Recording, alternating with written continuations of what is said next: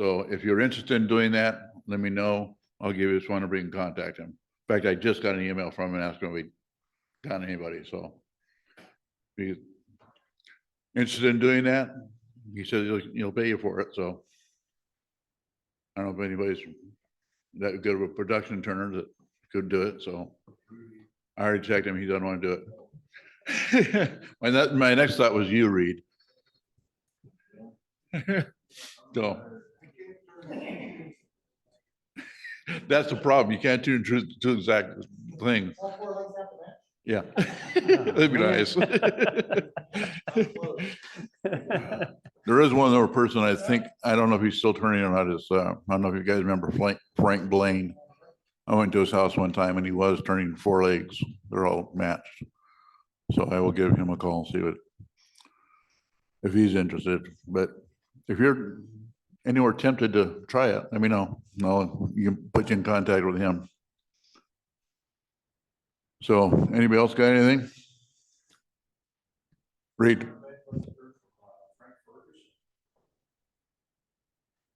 I don't know Frank person.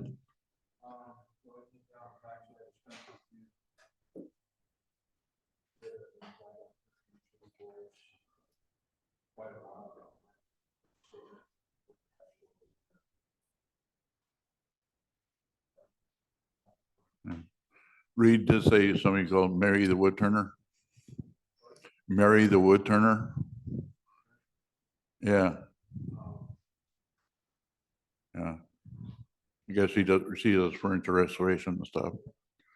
So I'll have to call him back and get her phone number. So anyway, okay. So I'm gonna let Ron introduce our demo. Have to use the microphone? Don't have to. Yes, you do. I do have to use the microphone? I gotcha. So, good evening, folks. It's my pleasure to introduce Brian Skaar. Brian is in charge or runs, I don't know what the official title is, of the wood shop in the Philomath Middle School. Yep. That's your position, and you have 5 lathes running there? Yep. Teaching young adults to turn wood, which is a fantastic thing. So I appreciate you coming over this evening, and I'm going to turn it over to you. Thank you so much. Yeah, it's I was 37th year of teaching, and most of that was science and social studies and language arts and literature. And then I was doing woodworking on the side, and our social studies teacher was doing 1 period of wood shop, and he retired. And our principal said, I know you do woodworking, and would you like to do a period of it? So I jumped in for 1 period. And then I said, I'm about done teaching. So I went to halftime, and yeah, I got three periods a day of wood turning, wood shop. It's pretty neat. We got, the state of Oregon passed a huge bill that funded vocational arts, vocational teaching. So we got a lot of foods and robotics and things like that to high school, but I got a chunk of money at the middle school. And so I got a couple great monstrous grizzlies and a nice sander, a nice band, or yeah, I got some nice tools though out of it. And it's been fun. And I do more wood art in there than I do construction. So we do a lot with the scroll saws and a lot with the lathes for sure. And a few construction things for kids that are interested in going that way. I've been incredibly fortunate to have Dick Powell, who, if you don't know, that's his resin piece over here with the walnut in it. And he was coming in with the previous teacher, and he continued with me. And so the lathe, I jump in there with him when it gets a little crazy over there. But for the most part, he's on the lathes with the kids, and it's been pretty neat to have him. And this was the last day of our semester, and the kids are more than proud to take a picture with him for sure. I appreciate him for sure. Tonight, I thought I'd show, talking to Ron, different things I do, and I don't demo a lot. I demo in my classroom a lot, but not for groups for much at all. But talking about different things that I could possibly do, and he thought you guys might like spheres. I follow the system that was done by oh my goodness, dude. He's as wood turns. He's a YouTube guy. I've looked at them all and I've tried a lot of them, but his system is the easiest for me for sure. And it's the octagon method, some people call it, where you turn an octagon and then turn it down from there. But then talking to Ron, he said, one of the things you need are jam chucks for your sphere. And so he said, yeah, I bet people would like to see how you make your jam chucks. And so I thought I'd put that on there. I gave you a handout. The one that I use with my students is the one that says spheres. I've never shown them how to make the jam chuck side. So I made that up, and I'm trusting you to say, that's not on this paper as much as you want. And I'd love feedback on what needs to happen. So that's where I'm going to get going. And I brought my own live center, because if I'm making a chuck for my live center, I'm going to make to fit this one. And I'll show you how I do that. So let's see. If you guys have any questions beforehand or during it, please say something and we'll get going. Okay. I tend to run things pretty fast with as far as the lathe speed. Now I'm just going to make a tenon real quick. So I want to put this in there and turn it around as fast as I can.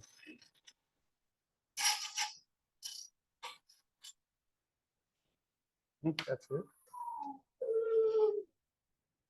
Yeah, that'll work. I think this is just some oak. I've used different woods for these, and I wrote on there hardwood, but I realized that a lot of my jam chucks are made out of fir. And after I thought about it, I thought, no, that's probably less damaging to your sphere than hardwoods. I think maple would be really good, but this is what I had in my box. I'd like to be closer, but because I'm taller, I need my tool rest a lot higher, so I'm just gonna have it up here. All good. So this will be for the spur drive end.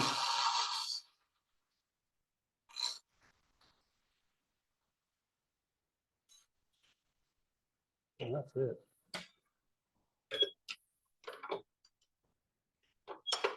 All right.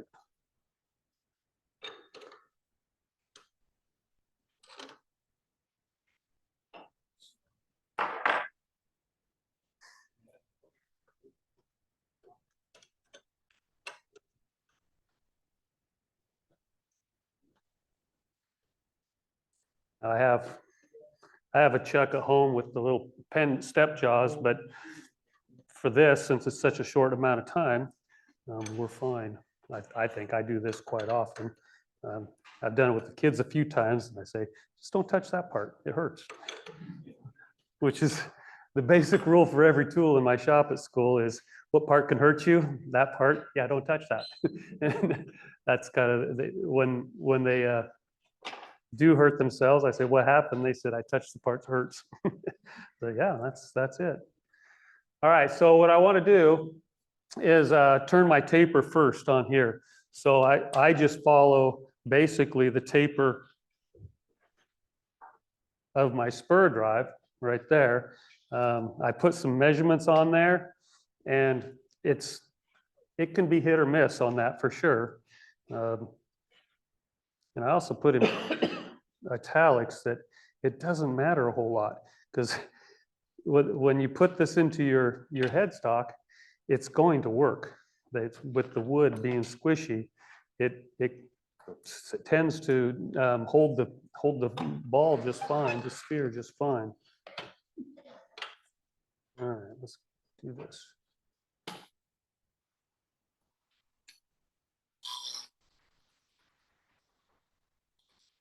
So this will be the skinny end of my Morse taper. That's too small. They're not small enough.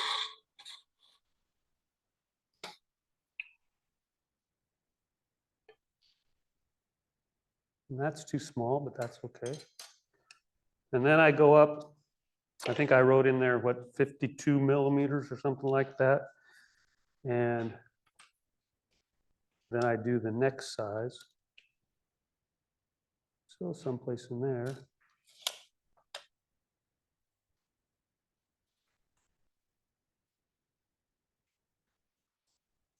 If I can get that. And that's going to be the big end.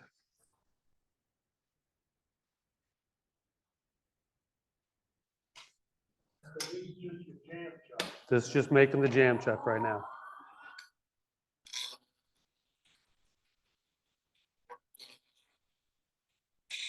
But you're talking about kitchen legs, and I've been asked by my brother-in-law, he's a cabinet maker, to make legs now and then, and I say the same question is, do they have to be the same?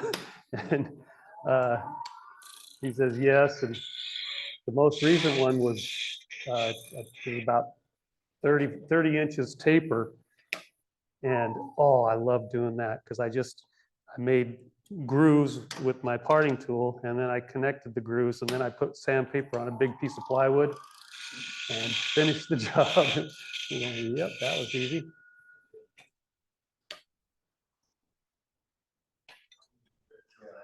The 80 grit gouge, yes. All right, so that's close enough.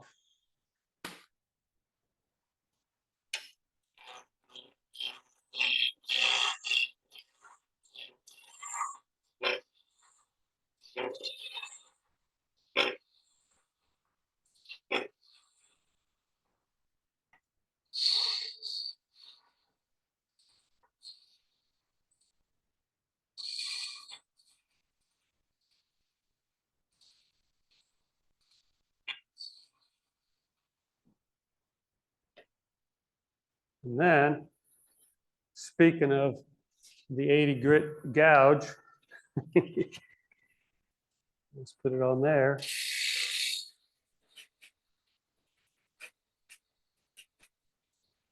Hopefully, I'm pretty close. So the test is, take that off. Oh no. My, I don't know how I'm going to do that. The insert is not, it didn't come off the spindle. Do we have a big wrench by chance? No.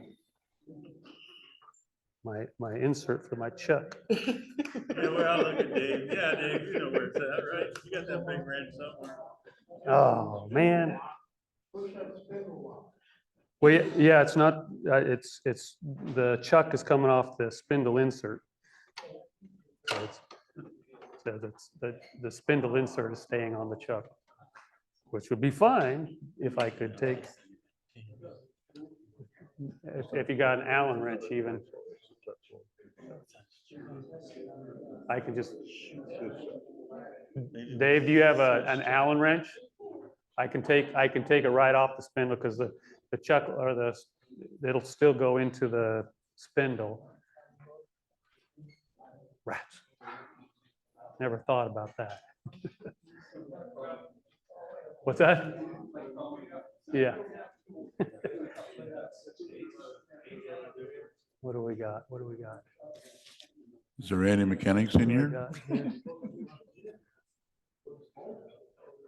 All we need now is a mechanic.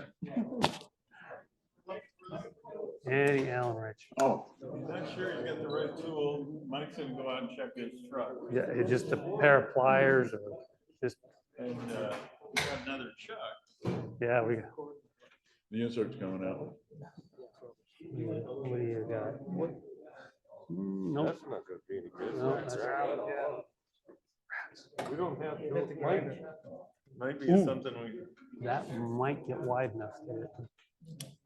Mike went out to his car, I think he might have. Okay. a channel on. Okay. Oh, yeah. Let's see if that works. Good luck. Yeah. See if I can get it wide enough. So close. Okay.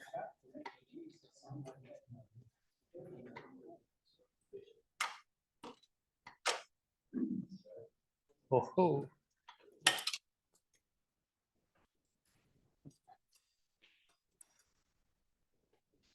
Oh, Now, if you grab one side. let me try this on that.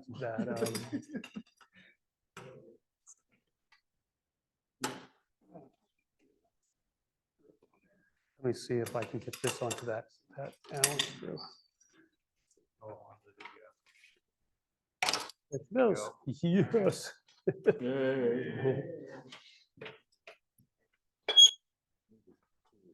All right, Keep that down, man. that works. That works. Everything's working right now. We're good. Knock on wood.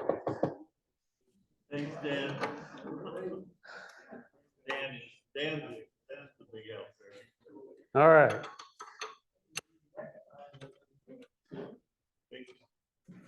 So that will be the spur drive side.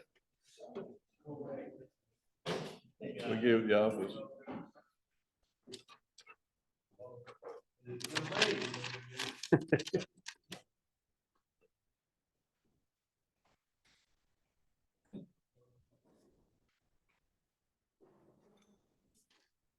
All right.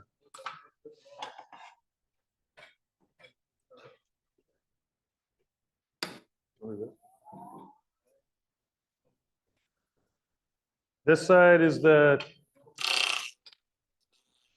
tailstock jam chuck.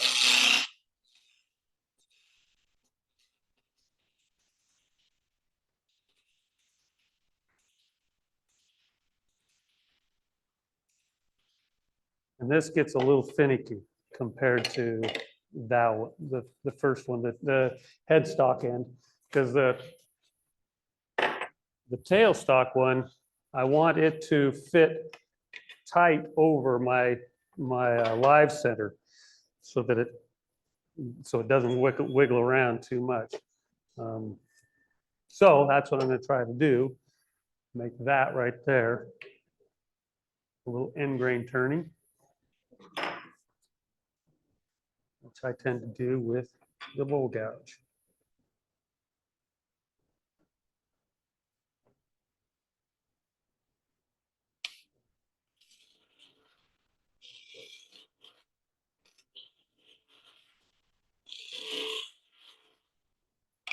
Forgot this part. Here's my itty bitty depth tool.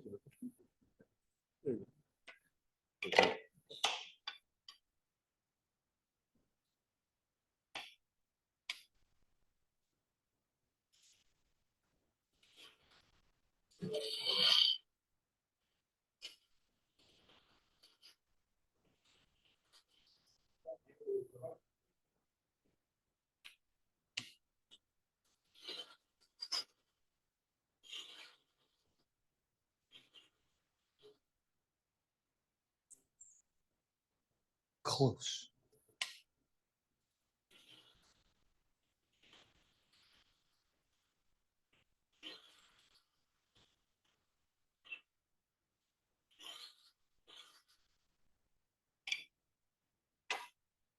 All right. And then it's just a little bit of hit and miss. So that tells me I got to go a little farther. I'm only about 2-3 millimeters out.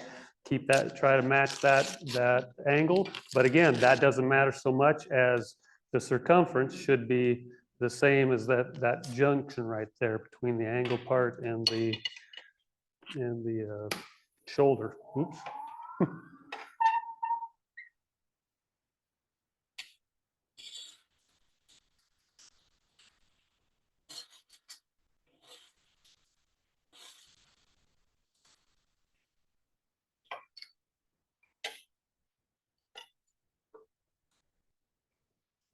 Not much closer.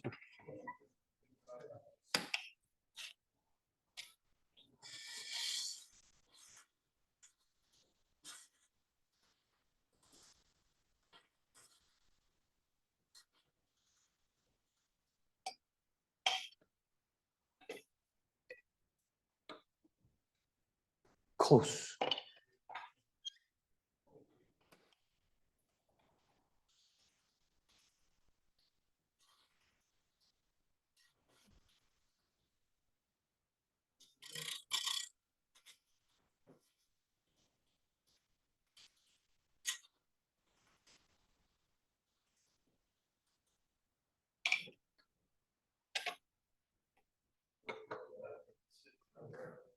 I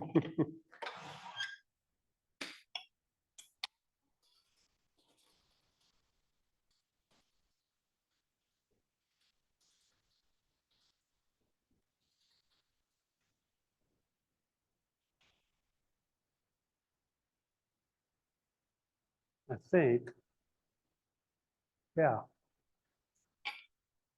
I made my tenon at the wrong end.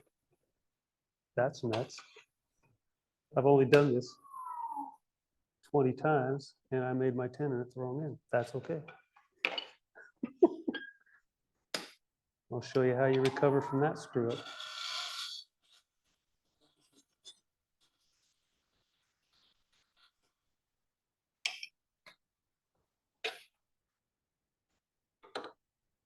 There we go. So it's sitting on the shoulder.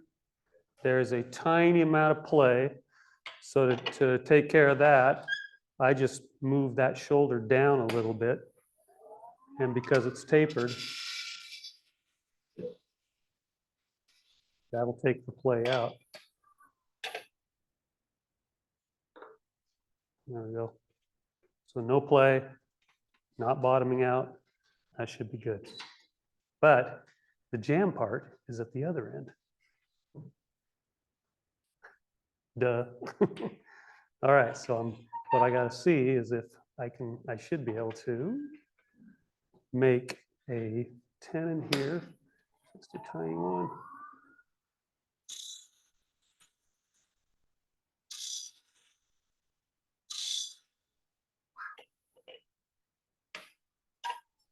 We'll see.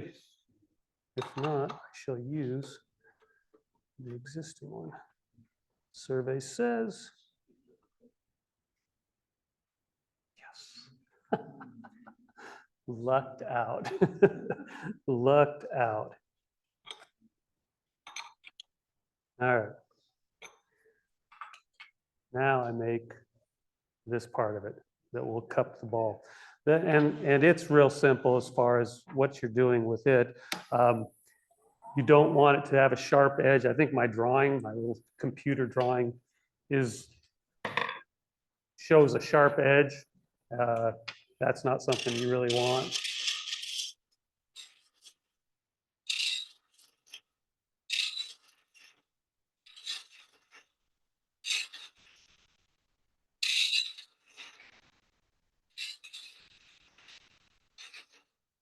That's really long.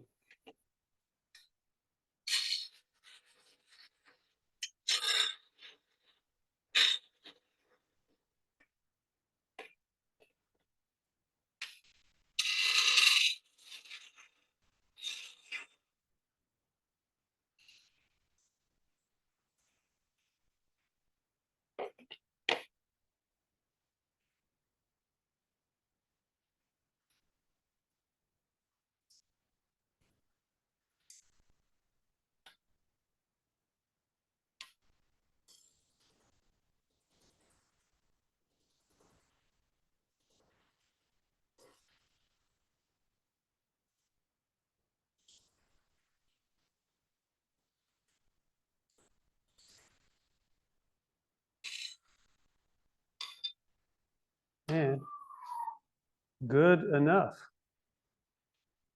There's my tailstock jam chuck. Right? And it's unique. So then this one, I don't need okay, we gotta do this thing again. I don't need the chuck to make the rest of it. Hey, got it. Because it just goes right in there.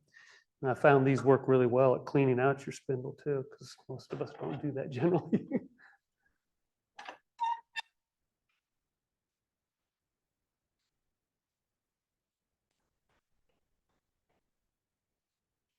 All right.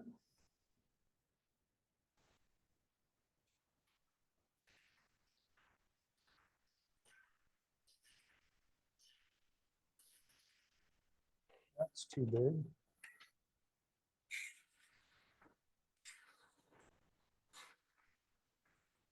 and it's moving.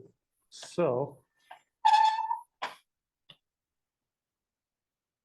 think that came off the tool that we were trying.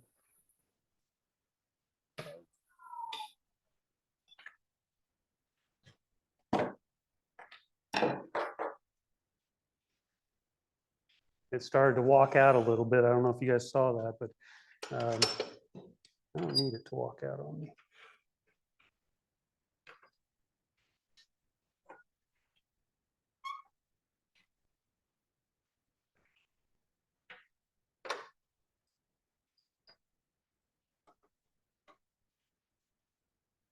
That's too far away.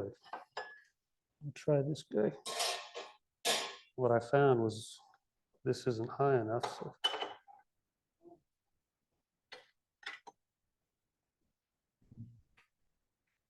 Try this.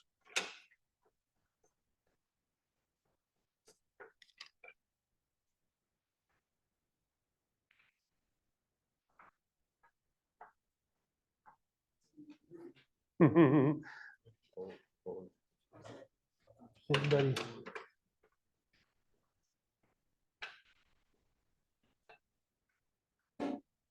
There we go.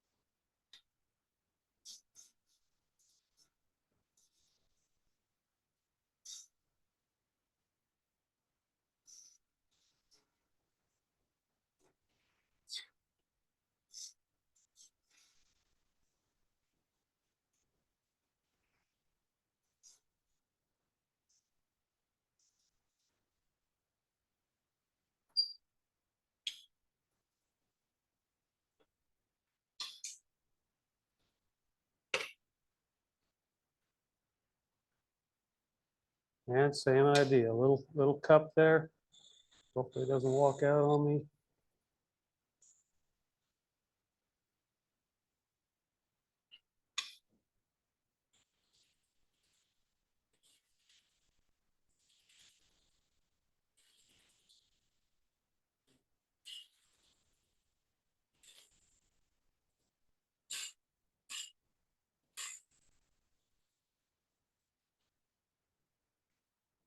That'll hold.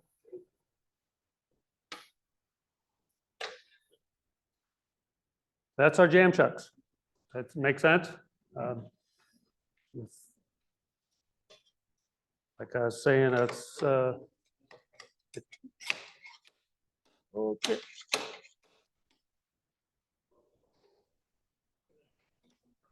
It's not long enough. Is it?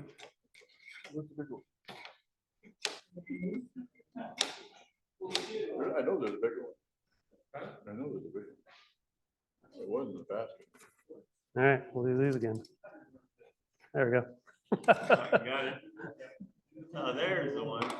Aha, it wasn't me.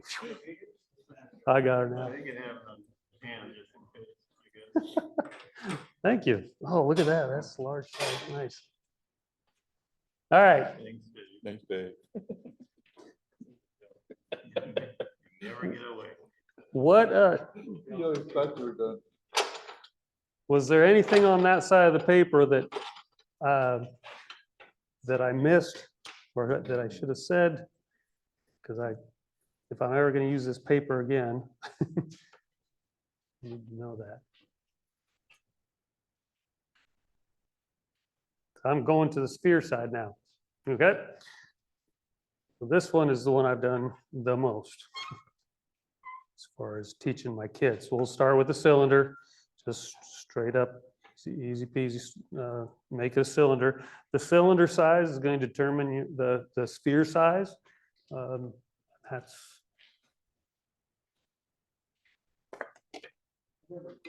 Sure.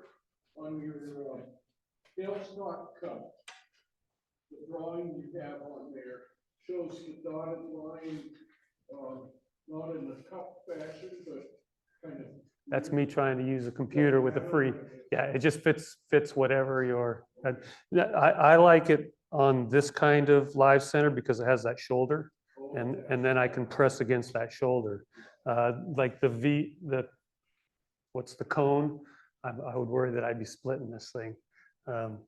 I tried that other kind where you, Right. no, that's okay. The one way with the threaded one, I bought a nut that would fit on that one-way threaded part. And yeah, the threaded part, I bought a nut and I thought about epoxying in that nut but I was just kind of going crazy when I thought, I don't need much fancier than this, so I'm just gonna do that. And it worked just fine. Am I done? All right.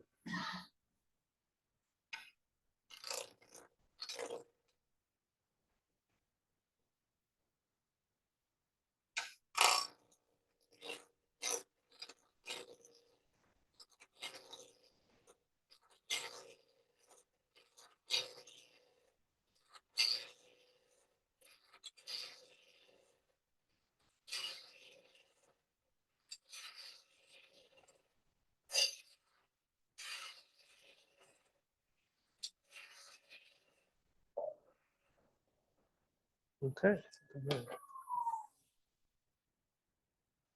All right. Now I get a little more technical. We gotta find our, I got a flat spot.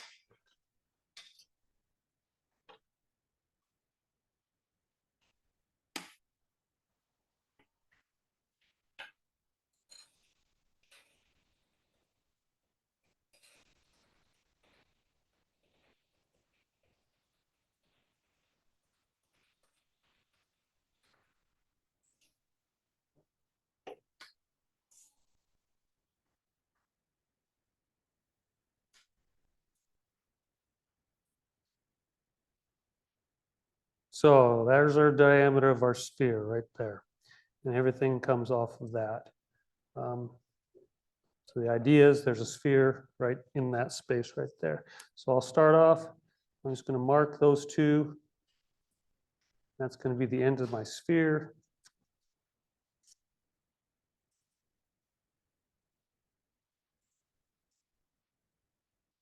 And then I'm going to measure, figure out. So that is 67 millimeters, half of 67, 33 and a half. All right. That's kind of 33 and a half. So I'll mark my 33 and a half. Let's see if it goes 33 and a half on the other side.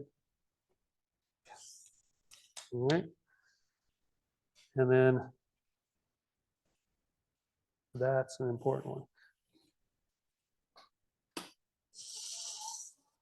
All right, I think on the paper I've got that once you find your center mark, then I'm going to cut down my shoulders so that I have access to the sides because I'm going to eventually have to do all the markings that I do up here on the end grain too.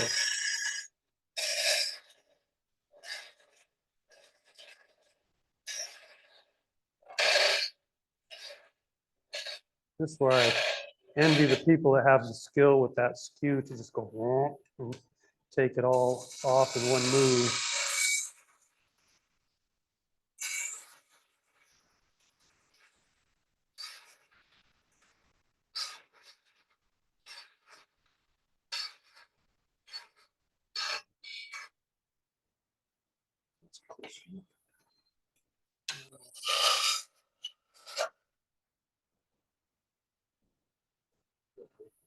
Stay.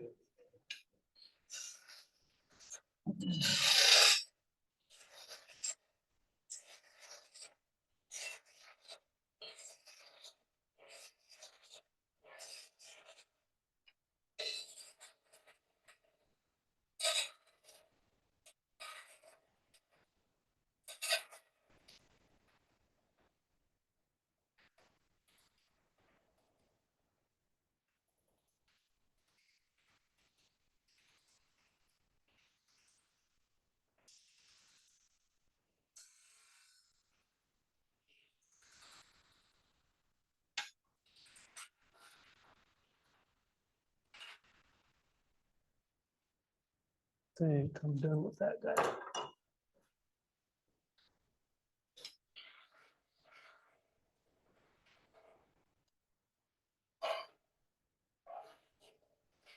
Alan Stratton, that's his name. As Wood Turns, Alan Stratton. Guess he used to live here in Oregon, and he does really high-end stuff and very analytical in his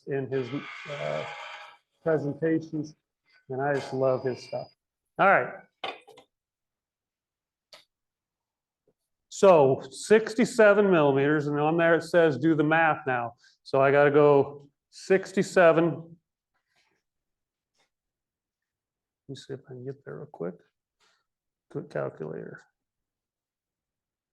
So it's 67 times 0.293 equals 19.6. So 19.6 millimeters in from the side on all ways, 19.6.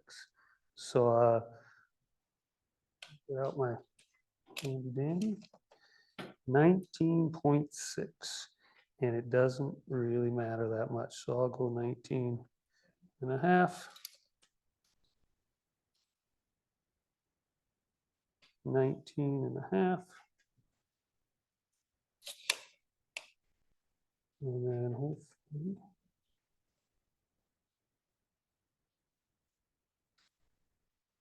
it looks right. Pretty close. And then I've always had a hard time figuring out how to make the marks on the side, 19 and a half. So I've started doing this with my compass, getting that close. And then I can just drag it over on the side.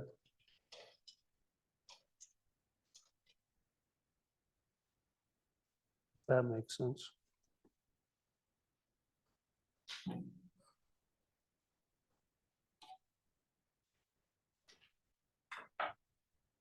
So the idea then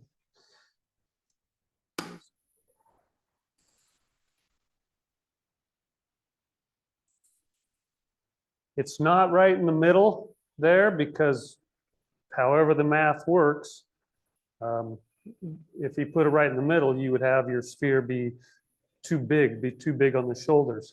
So this is where we start cutting the 45 to make the octagon. So we'll see how this goes with these.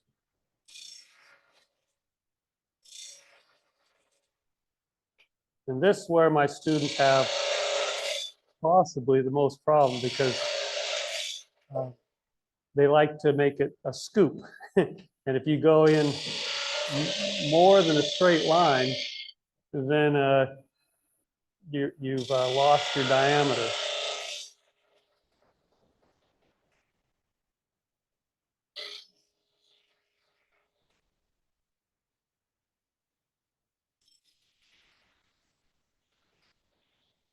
I'm just sighting down my bevel and getting it as straight as I can.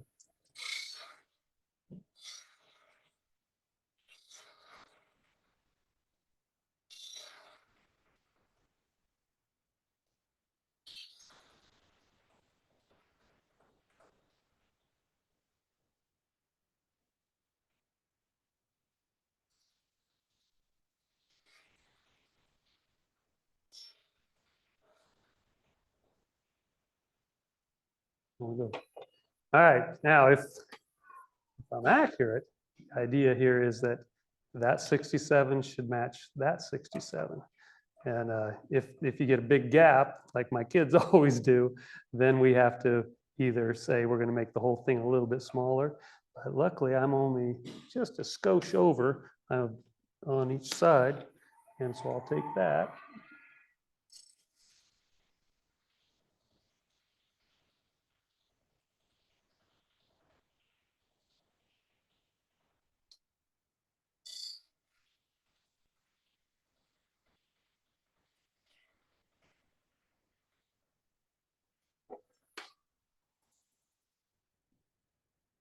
See how close I am now.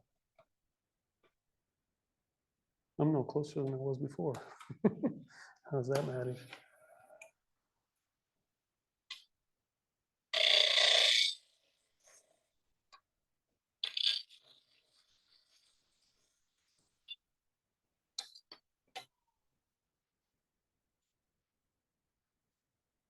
That's good enough. All right, so now I got my octagon, this side, all 8 sides, and my sphere should touch, like in the picture, all those 8 sides. All right, now we can start working on the middles of these sections. So I'm just going to, and you could measure and find the exact middle. I've found it doesn't make that much difference in the long run. So I'm gonna put it there, and I'm gonna dissect each one of those spots when with another line.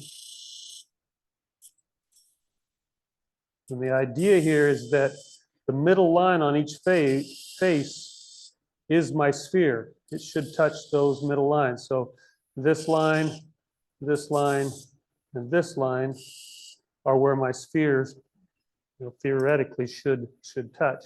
So I'm going to take off from those new lines, those small lines, just a tiny bit, and then I get a 16-sided figure. That one right there. And we're just going to take small amounts.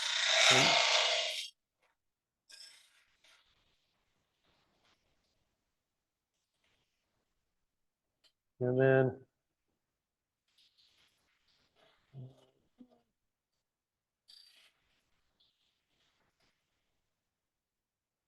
one more time over here. It's an imaginary where I got to go to on that one. All right, so now I could bisect each one of those, but we're close enough. I've never had a problem from this point. I can see that's mostly a sphere. I have those 8 points. Yeah, it's more than that, 16 points. So I'm just going to, I use my spindle gouge, and I just use it as a negative right scraper, and just take those points off.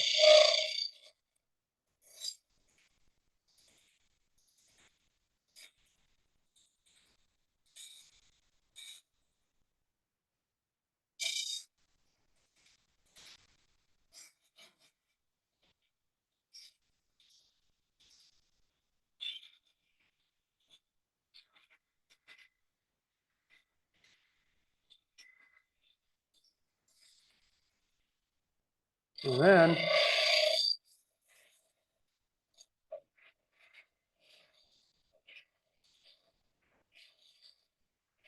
I'm looking up here, while I'm scraping down here, just because I want to sort of see where my lumps are, my lumps and bumps, I can see that's a high spot. That line right there is the edge of my circle, so I'm going to try to arch it over from that line over this one.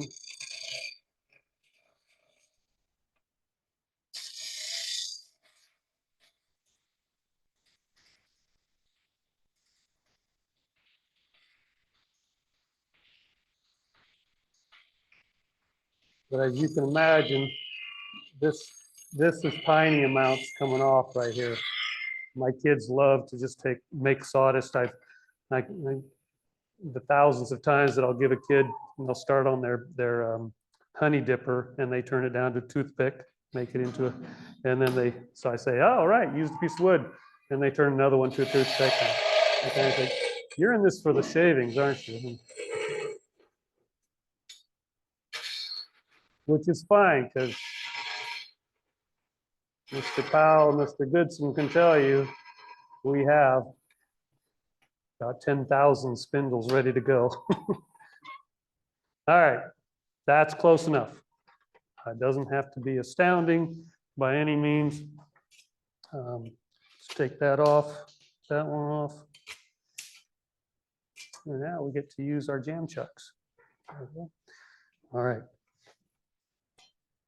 Now we can get this all the way through.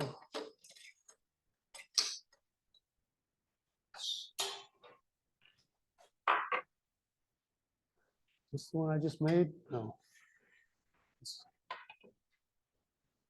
All right.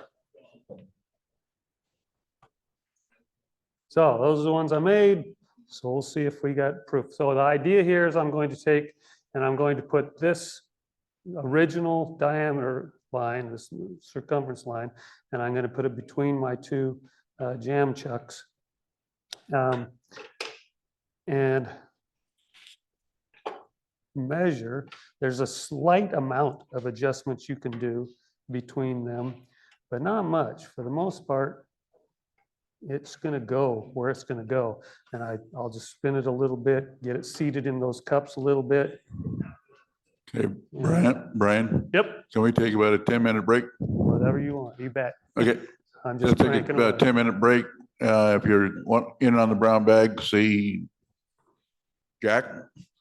So back probably about 10 after, and Excellent. then we'll do the brown bag real quick. Right on.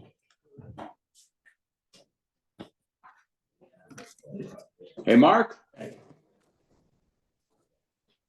Hey, Mark.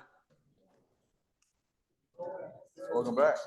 Yeah, been around. It's been busy in life.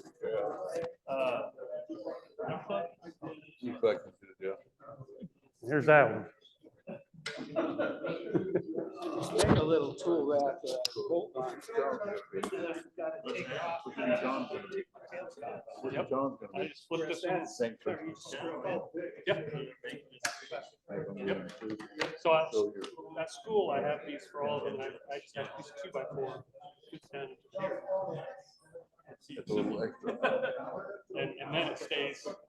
This one, I didn't know how wide the waves were going to be, so I just made it to fit my grizzly at school. What's that? But I hate Yes. Right. 9th, 16th, and 23rd. 9th, 16th, and 23rd. Yeah, They're all Fridays. it goes pretty good. And I don't know. What time it was last year. So I remember Well, you that's fine, that was showing fine. how you have your nuts and You put it out when you put your waist blocks. They're getting each other, yeah. I thought, So- here's that. So if I made my pins, my nut there, What? and when I put the nut on, it may not be the. I said, Oscar, I'm so making it go like that. It works.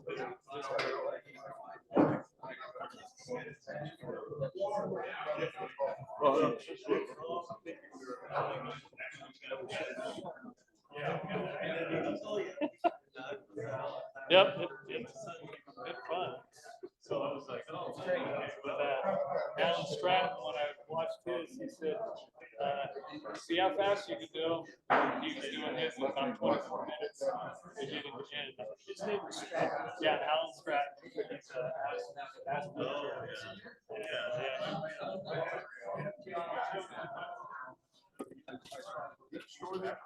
If you're interested in helping at Skills Days, come see me.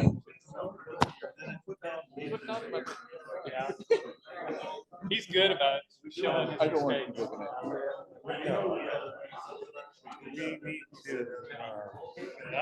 I finally did my successful project. Because I was always turned away by those beautiful feathers. But this last one, I just kind of, oh, look at that. Well, the outside of the log needs to be yours too. How did that work? The closer you got to the pit, the more those feathers disappeared. And I was carrying it right down to the pit, and my feathers just went away. With a big one figure, you got it?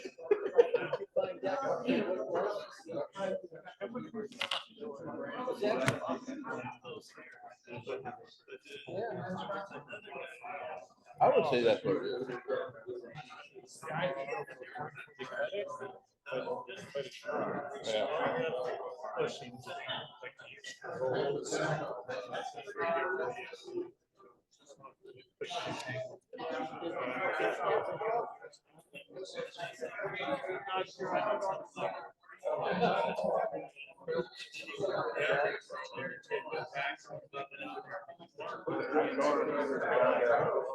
Oh, like. Oh,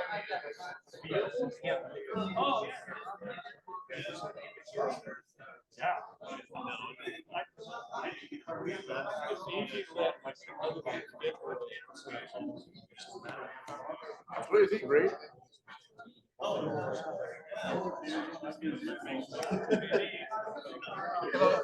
Some people say the kid won't use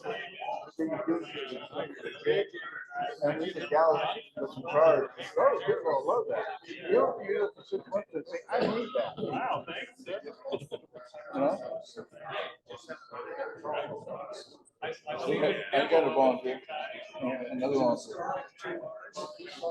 Go, 2 A's. We're Norwegians and 2 R's. That's what I figured. But.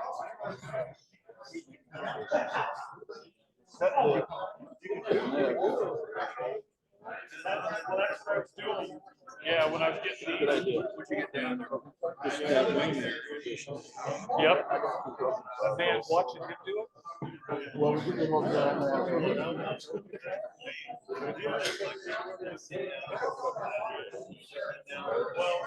I struggled with that. Maybe I was using the one big house. Yeah. It made it work. So. Out, downhill. I couldn't believe it. I was just, oh, look at that. I'd always try. So I took that to the right. But I couldn't have committed to my phone. But that played around with moving it in and out, different sizes. And made it. All the guys that have, yeah, they just drill a hole in with or the ultimate Richard Rapp of doing it upside down. The bathroom can drop in the phone. Now, I got a question.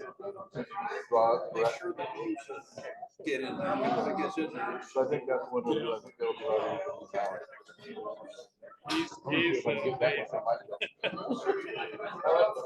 it look doable? It's all straight cuts, you know, ankle cuts. It's better to see it. See it. Yeah, for sure. Yeah, I wanted people to be able to follow along, but seeing it live for sure. So I see your light. Yep. Yeah, so next thing I'll do is make sure that it's centered, and it's probably centered good enough. And then it'll be wobbly and wiggly, and I'll show you how I deal with the wobbles and the wiggles. And that's what I said. Done. Yeah, yeah. Well, yeah, and I try doing that, but there's also the wood density stuff, but for the most part, that works. And it's rolling around your hand, you hardly ever can feel anything. But yeah, that would be the perfect test. Have you done spears? Have you done some spears? I have. I'm not a turtle. Oh. Yeah. What? How old is she?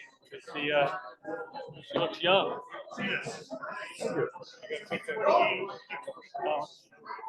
Young compared to us.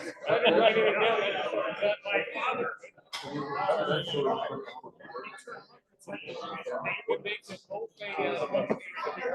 Oh, okay.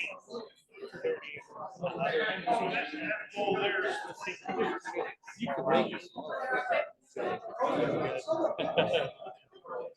Yeah, green turning is the most fun for sure. Right now. Yeah, when they start drying, you got it.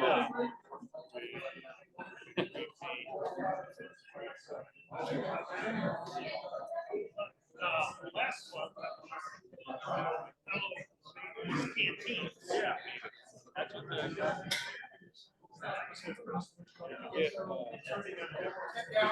what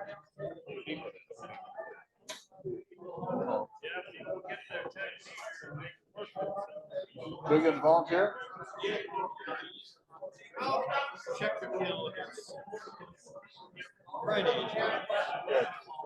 9th, 16th, and 23rd. Dave thought he was going to get out of it.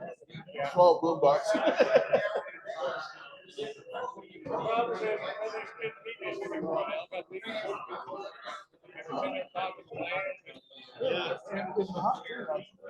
You know, you pull up 1 or 2, you know, 30 show up. Brian, Dave. It's all it's all My grandson looked at that and go, what the hell are we gonna do that? He's got to put 2 speakers in it along the river bar. Yeah. It's just about there.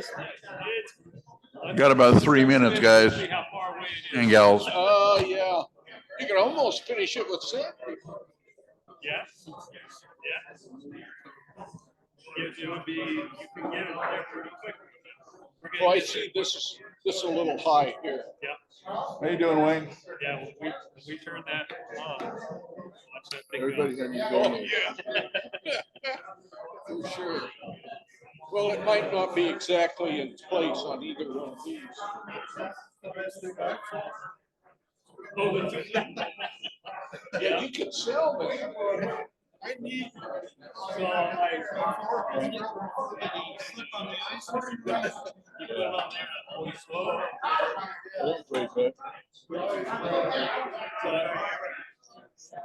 I called to see how he's doing. He goes, "No, not too good." Why? It looks like about inch and a half. JJ fell, hurt his shoulder, his elbow. Yeah. So, yeah, so I put him. I didn't go back. I didn't go back. Until my driveway thawed. So I had to go. I stepped down over here, 2 inches of That ice. worked. Driveway. I used my Oh, and we got power. Didn't lose power. It's all underground.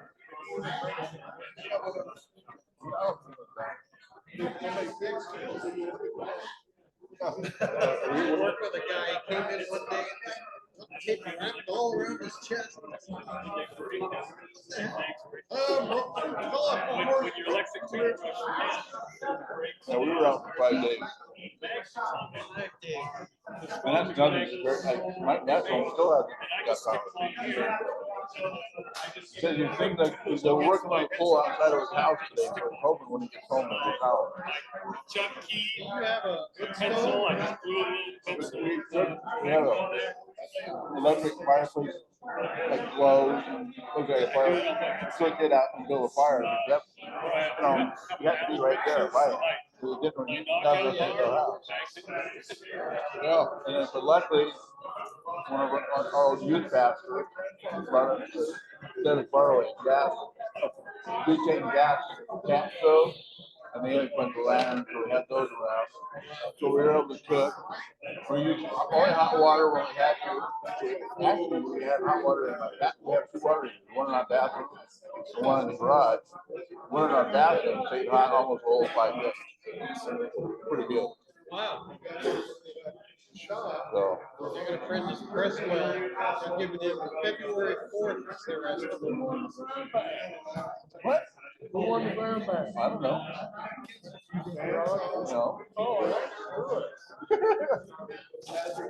All right, everybody, let's find your seats so we can get done with this brown bag. Except for one way, is my table, because it's a 50-year-old table saw with a rider. But I do have square tables. I can sit it down. I have a sled. Not the table saw, it's a. 1, 2, 3, 4.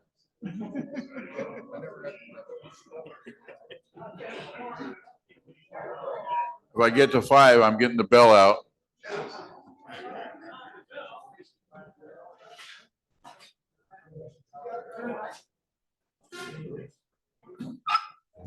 All right, let's do the brown bag.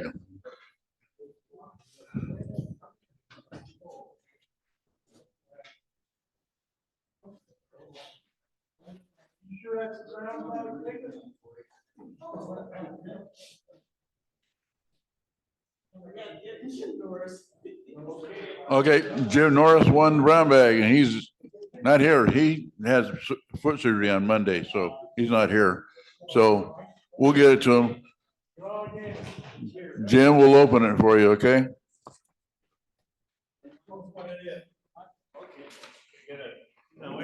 Who brought it in? Oh, Dean Jordan. Okay, that's fine with me. Show it to everybody. Wait a minute, wait. Show it to the camera first, please. So Jim, because he's looking out there. The one over the lathe. The one over the lathe. Thank you. Wow. Let's see. Guys,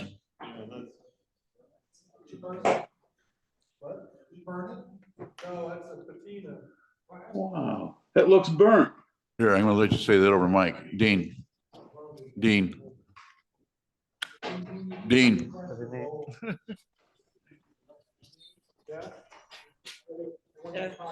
Let me tell you what Yes. it's about. Okay, that's the microphone. Tell us about. Okay. It's a piece of birch, standard birch bowl. And I do a lot of experimenting with patinas, which is you use a copper paint and then spray chemicals on it that it reacts with the copper and you get different colors, green, blue. It's a neat effect. I like it.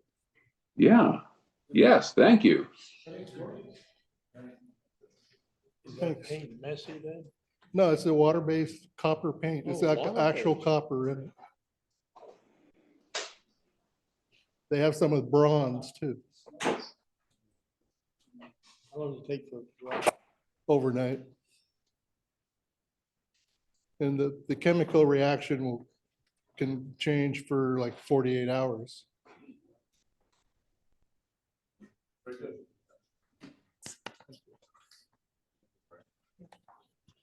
all right, so let's get back to this turning. Finish the spear.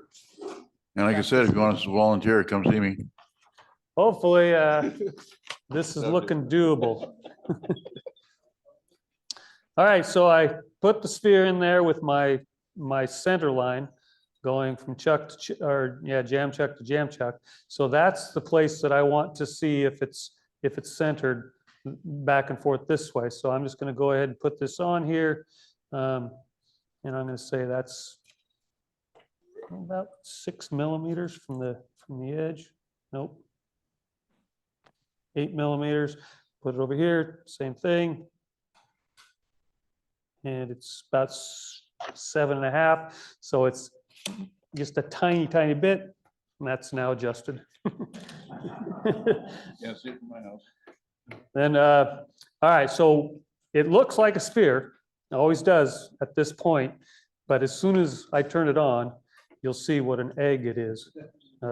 It's pretty ridiculous. It goes like crazy. And you can even see more if I put a pencil line on there. And when you turn it off, you can see it's just hitting there, nothing there.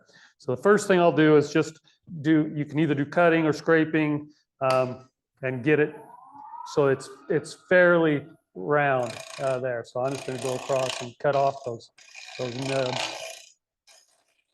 And this where, if you look at the high side, you can see a ghost because there's no real defined surface, I guess, when you're looking at it this way.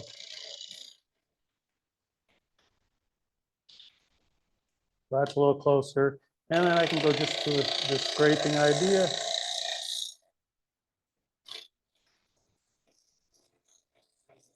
And it's a lot more sphere-like at this point. I can still feel it and see it. And this is where my kids get in trouble. So I'll put a pencil line on there in the middle. And then I'm going to do a whole bunch of them down the side. And that will show me where my high spots are. I don't know if that shows or not, but you can see these where the pencil just went across the air. And I don't need to take very much off. I mean, that is just a tiny amount off. So what I tell my kids and when I help people with this is all you're going to do now is take off the pencil mark and just that much. Say again? Sandpaper, yeah, you're close enough to do sandpaper for sure, but it's still, it goes so much faster. Yeah, you can get there with sandpaper. But I'm taking a lot more off than I'd take off even with 80 right here.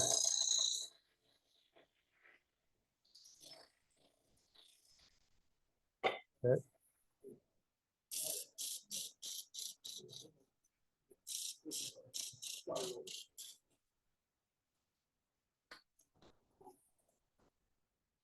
So it's a lot closer. So I might do just maybe one more with this point. One more cut. Yeah. Plan for what I think Reed said this. Plan for 3 more cuts, only make 2.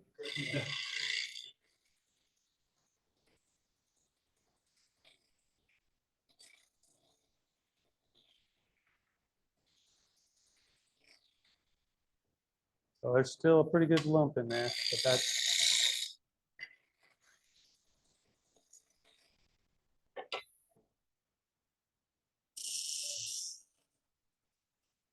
about there. There's that low spot. All right, so I'm going to turn it again. And usually this is about 2 or 3 turns. Yeah, about 3 turns, and then you got it. So let's check it on the diameter or the hemisphere. 7. Okay, we're centered. And it's wobbly again. If I do that. But now I'm not going to cut. I'm just going to do a complete scrape. And you can hear over here, that's pretty much, there's no bouncing over there, but it's bouncing there. So again, I'm just going to take a tiny bit.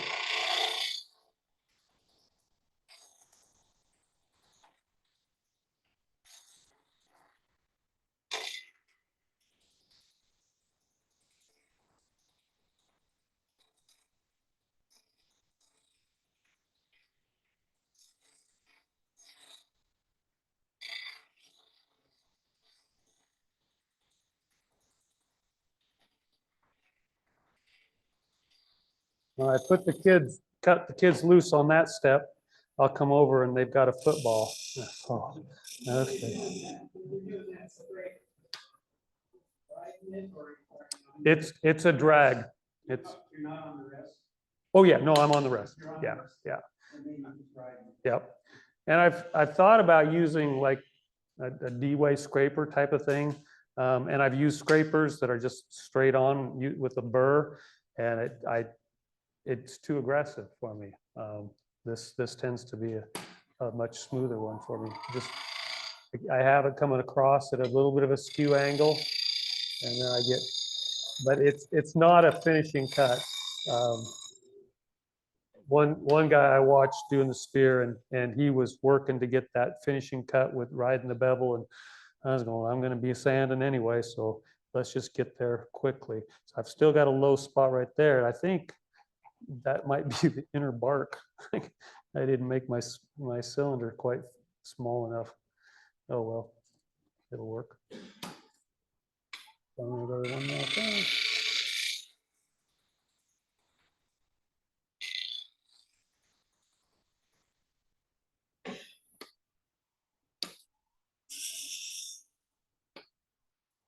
All right, one more turn.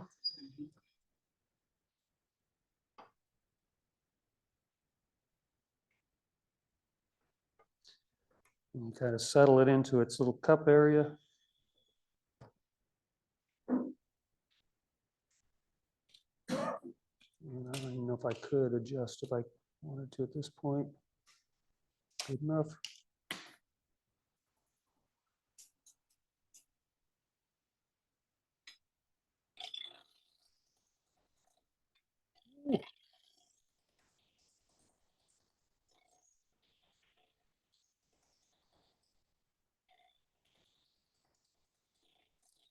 Here, the bounce is pretty big right now.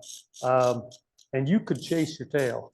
You could be switching this thing back and forth for a long, long time. Or you can bring out the 80 grit gouge.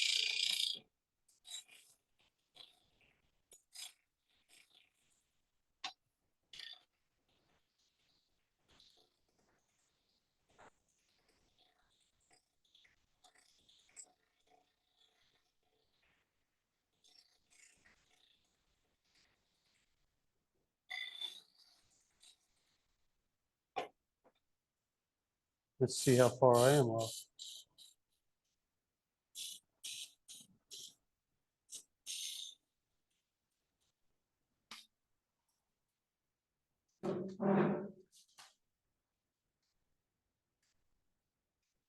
That's close enough for me.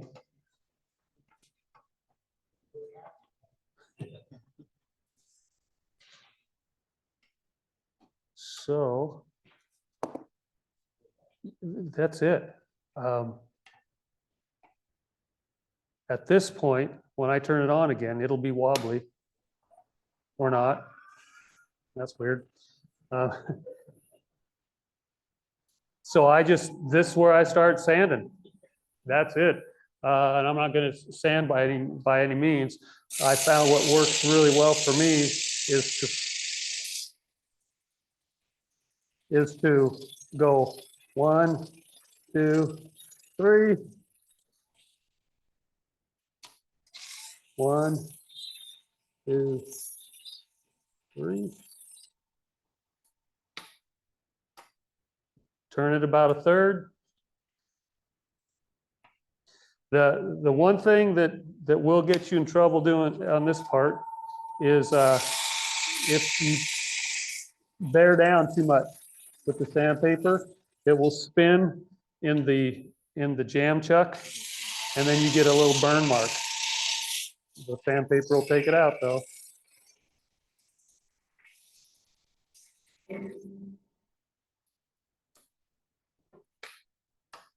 Turn it again.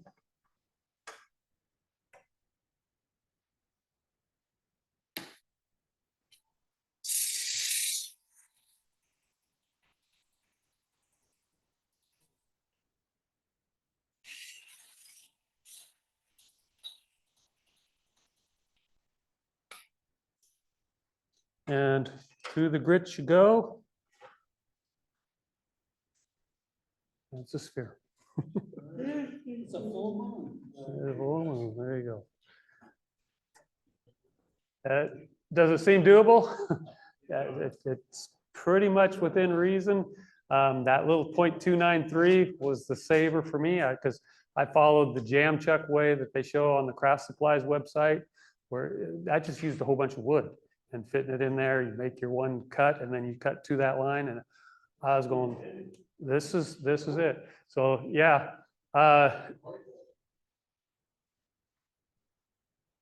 It works really well with burl. Works well. I look for wood that has 2 colors to it. So that piece of oak that right there has got a line of heartwood, sapwood on there. And after I go through the grits, I take it all the way. I take it way up. I take it to 800 grit, and it just makes. And then this becomes just glassy smooth. And you put some walnut oil on there. My wife has it on her desk, and the kids are in her class. She's also a teacher. They find peace when they go to her desk, and they just hold that little spear in their hands and wait their turn, and it's a lot of fun. All right, that makes sense, everybody. All right, I hope so. Well, Thank you. Okay, now everybody, repeat after me. Next month's challenge is a sphere, but I'm going to add something. You have to turn the jam chucks. You have to show the jam chucks that you turned with the sphere. I'm going to make it tough on you. Some of you are going to take on the hollow sphere. That's fun. You just have to make your sphere. Pardon me? No, you have to make them. You have to show 'em made ones. And you know you can't buy them from him. You have to make your original sphere and your lines just 1/8 of an inch longer or 1/4 inch longer, and then make it like a box. Yeah. And then hollow it out, put it back together, and the rest of it's the same steps. But Not easy. yeah, very fun. You bet. Thank you, Brian. guys. They're fun. They're fun for sure. Jim Norris says he used a vacuum chuck. Sorry, Chuck. Sorry, Jim, not this time. You can't use a vacuum chuck. You have to do jam chucks. You showing a sad You guys face. want those? Anyway, There you go. There you go. so any more questions on his demo or anything? Okay, so it's time for the blue ticket drawings.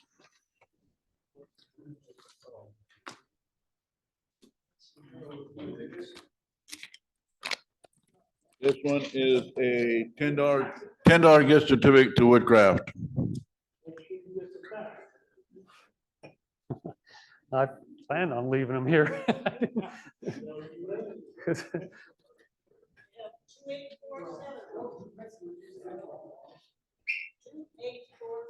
2847.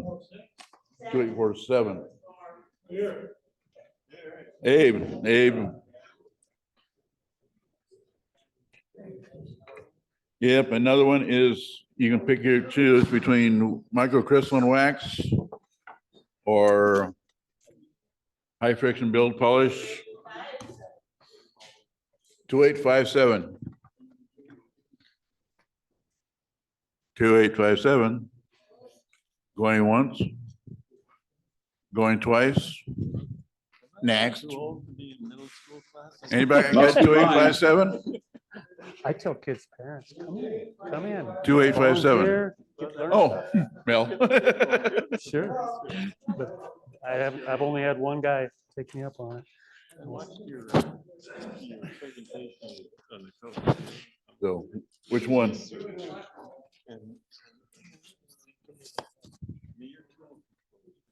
There you go. All right. All right. Challenge.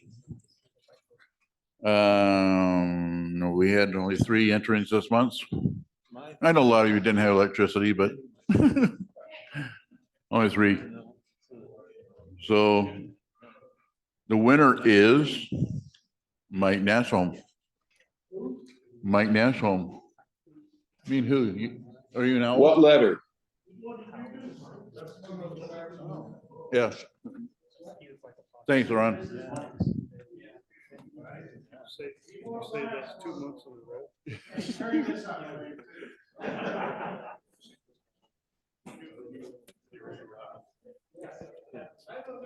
So let's show the other 2. Dick Worthy's.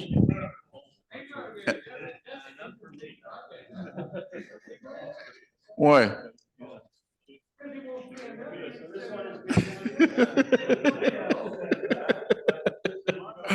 Okay, that one that's Dick Worthy's, right?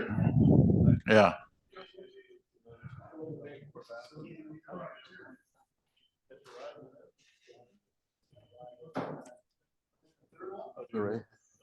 And show us Mel Martin's.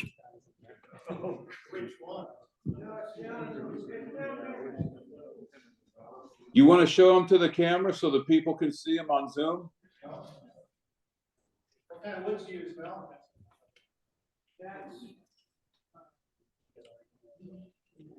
Just draw one. Just draw one. I written them on this side. Myrtlewood mahogany.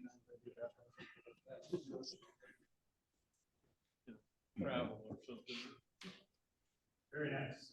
I don't think he heard you, Jim. I don't either.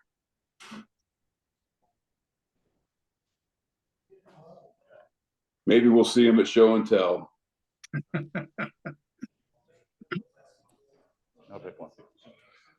And the winner between those two for second place is Mel Martin. Mel Martin. Another $10 gift certificate to Walmart or to OneCo. You know that place we go to buy wood and stuff? There you go. Woodcraft, thank you. Okay, next month's meeting is Dean Jordan. That's you. Metal spinning and pewter casting. It should be interesting. So anything else anybody needs or wants or want to say or anything? Okay, I want to thank you guys all for coming. It's time for the raffle. Oh, I sure won't tell. You want the speaker? Ron, you want the microphone?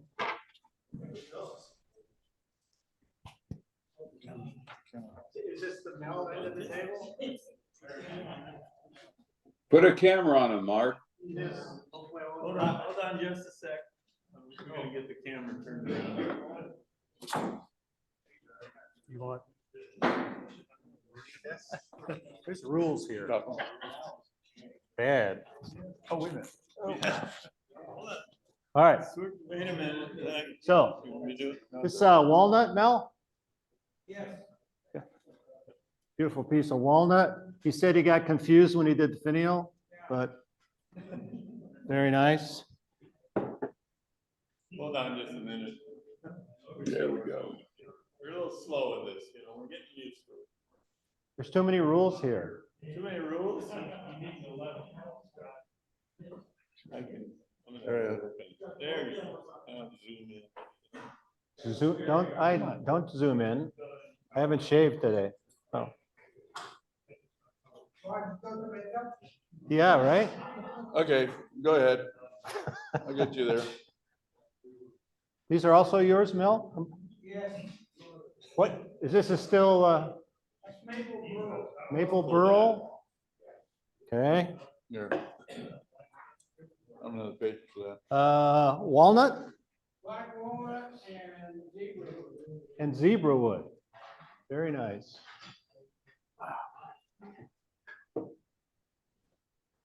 And then Black walnut and mahogany. and mahogany. Wow. A lot of glue up on this one. Holy cow. Whew. Very nice. Dean, I'm assuming this is yours. No? Okay, I got those. Oh, Eldon, this is yours. Wow. So what kind of wood are we talking about here? It's a maple burl? Okay. And then you painted it? It's dye? Okay. Wow. Okay. This is yours, Eldon? Wow. Holy cow. Very nice. Walnut, I'm assuming? Black walnut. I'm afraid I'm going to drop one of these and, right? RW Wright? Black walnut? Nice. And then tell me what you did here.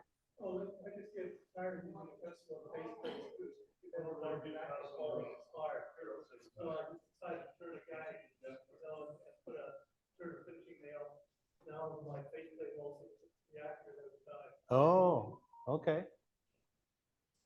You hang this on the wall in your shop or? And this is after you get the faceplate in there? Is that what this?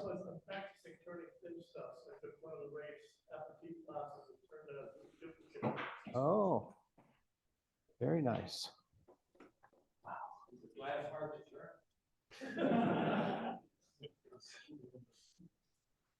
And this is That's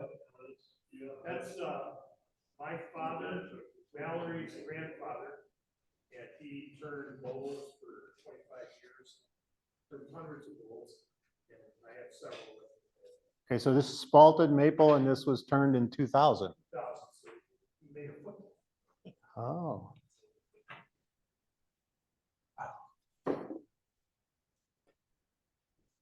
And David.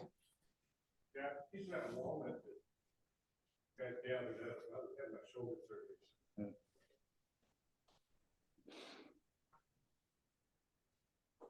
It's got a hole in it. Because it wasn't going to, but it's pretty funky inside at that location. No, it looks good.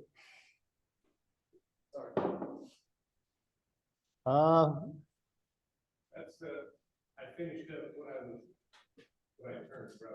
Oh, okay. So this is yours too then? Okay. And the inserts are, what kind of wood? That's a piece of silver pearl. Piece of filbert burl. Wow.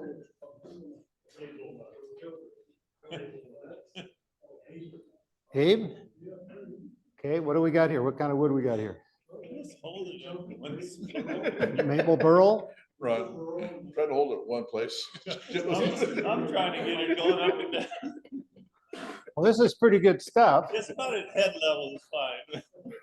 There was Wait a minute. Okay, you want to hold it there? That's That'd be fine. great. Don't worry about it, Ron. They need to practice. I never took the training, so, We didn't give it. oh, okay. This other collection is old pieces of plywood that I glued together and turned. So it just sort of turned out interesting. That's what this is. I'm sort of interested in reclaiming wood, like reusing wood. That's what these pieces are. Another piece. So it depends on which way you want the grain to go. I like dipping down. And plywood?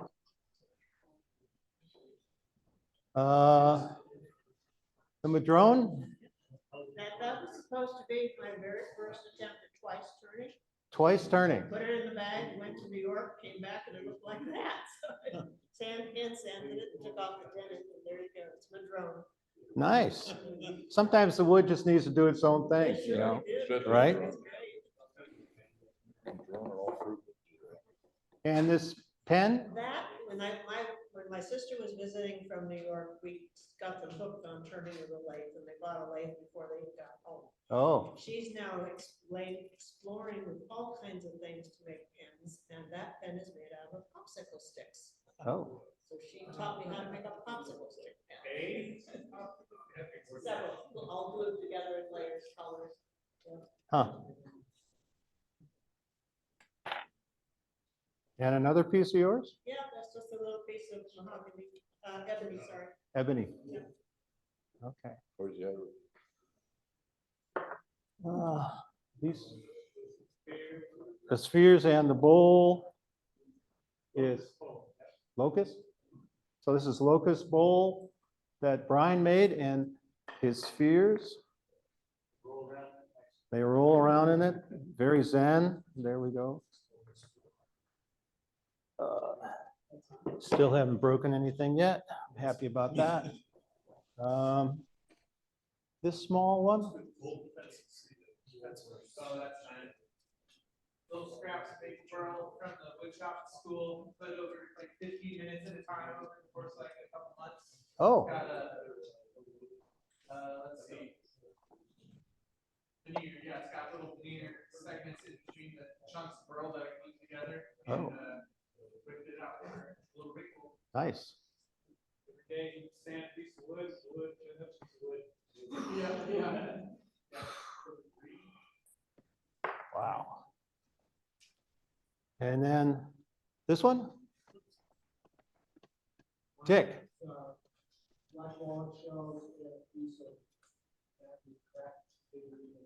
Oh. Wow.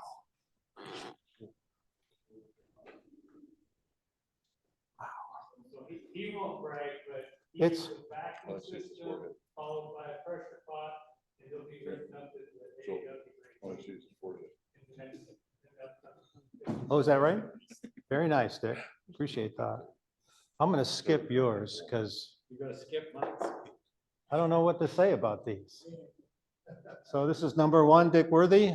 Well, the AAW Symposium has a fundraiser called the Pot Challenge. And any member can submit up to 3 pieces. costs you $25 to enter, submit 3 pieces. For the pop challenge, it has to fit in the 6x6x6 cube. And so I've got 3 pieces that I've submitted. Supposed to know by the end of the month.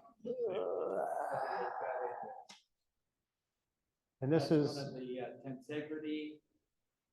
It has 8-pound fishing line for the strings on it. And there's just 2 of them in the center between the 2 rings. That's what supports the whole top. It's just 2 little strands of fishing line.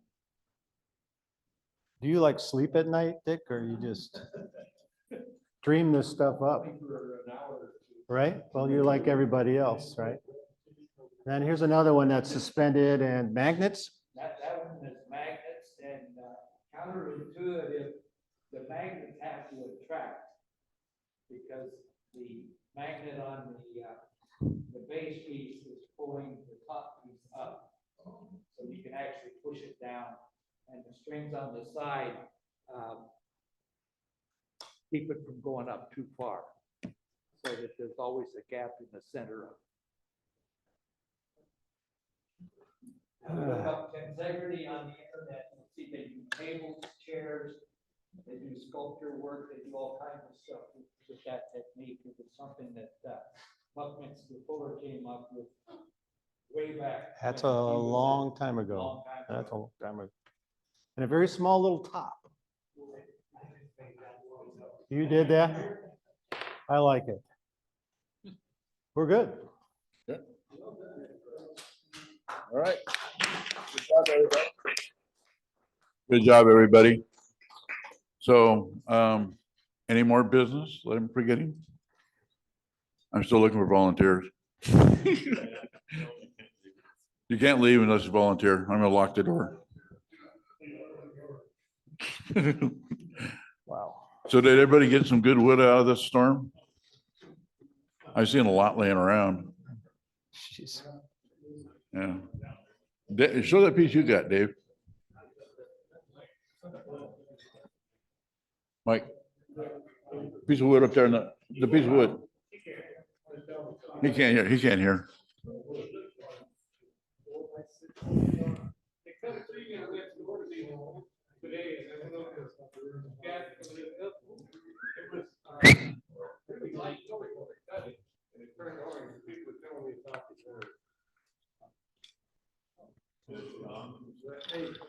Osage, yeah. It's beautiful.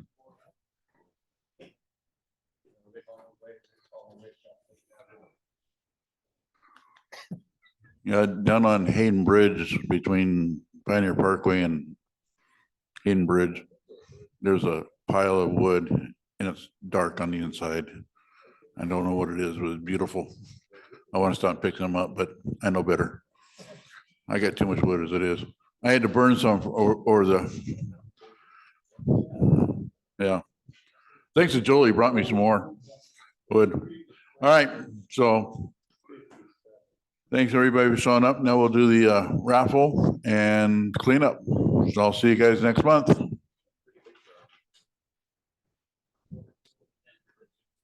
That's a beautiful piece, Dick. I really like that. Yeah, man.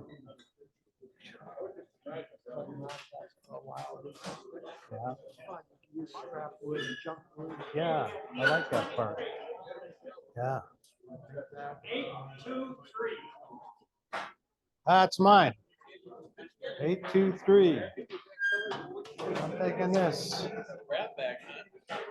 Yeah, it's a raffle, so you. Okay. So it's first, as your number gets called, you get to go pick something out. Oh, that's cool. Yeah. Yeah.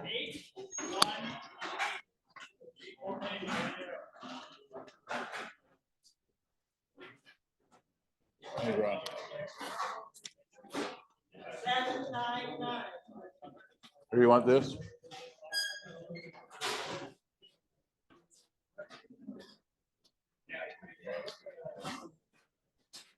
Seven, nine, nine.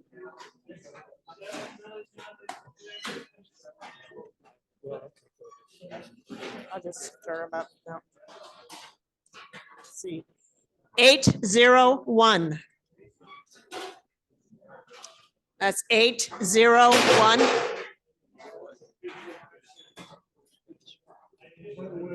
don't see anybody grabbing wood. I'm pulling tickets. 800.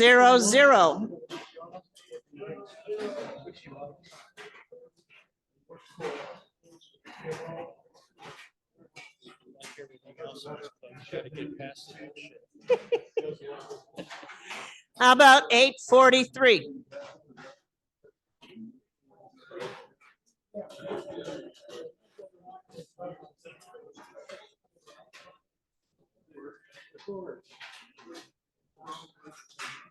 How do you like 846? Yep, 846.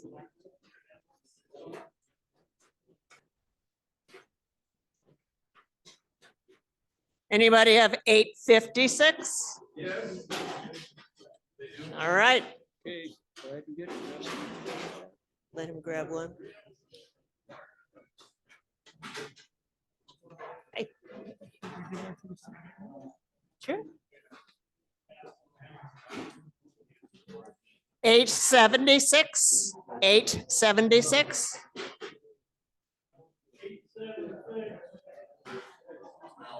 All right, Ralph.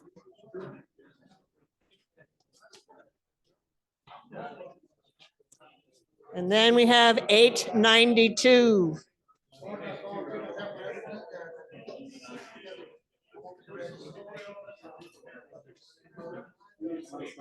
$892.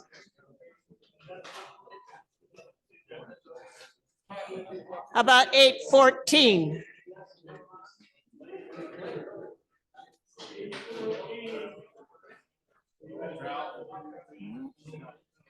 $814, got it.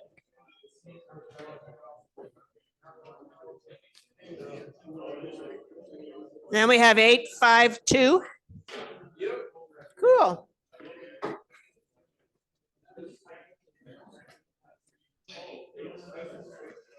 Go for another one, Justin. 851.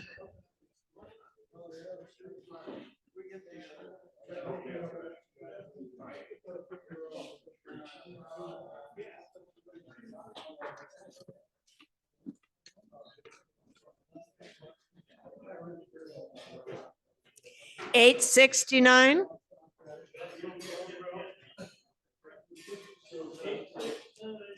All right, Ralph.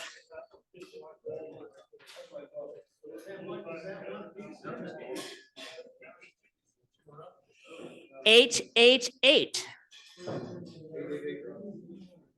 Okay.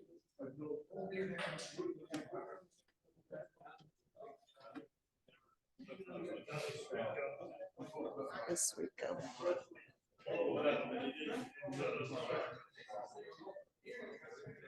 Then we have 878.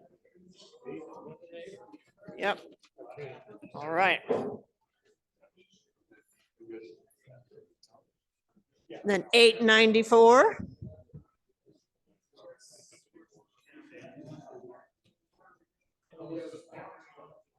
$894, anybody? All right, then we got 895.